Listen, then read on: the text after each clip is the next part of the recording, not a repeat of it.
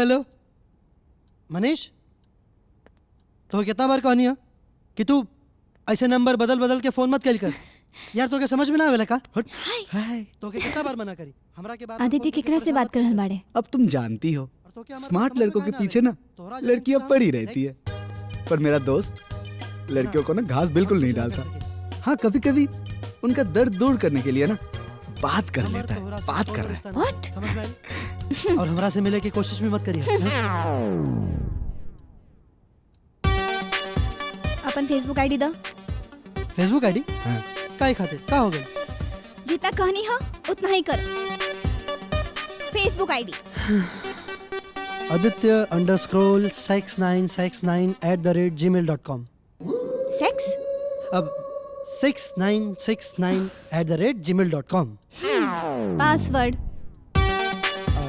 समझरा password केहू भी खातिर पर्सनल होखेला। अब तुम दोनों के बीच में पर्सनल क्या रह गया है? है? पासवर्ड संध्या। संध्या हम्म तू अपन फेसबुक के पासवर्ड लड़के के नाम से काहे रख ले बाड़ो?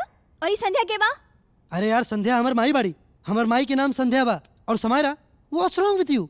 तोहरा का हो गेल बा? वेट, हम तोरा फेसबुक से सारा लड़कियन के ब्लॉक कर देले मैं तो बा। कहता हूँ फेसबुक अकाउंट को ही डिलीट कर दो। हाँ, यू राइट। दो। अरे है? अबे ताई कुछ ज्यादा नहीं के बोला तारे। और समायरा, हमरा फेसबुक अकाउंट में ना हमारे कस्टमर लोग भी ज्वाइन बा।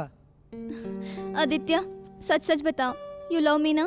अरे ऑफ कोर्स जान, आई लव यू लॉट। ठीक बा, तो फिर तू आज से सिर्फ हमार सुनबा, हमके ही देखबा और जे हम बोलब वही करबा, ओके? सही कहानी ना? 100%। हम्म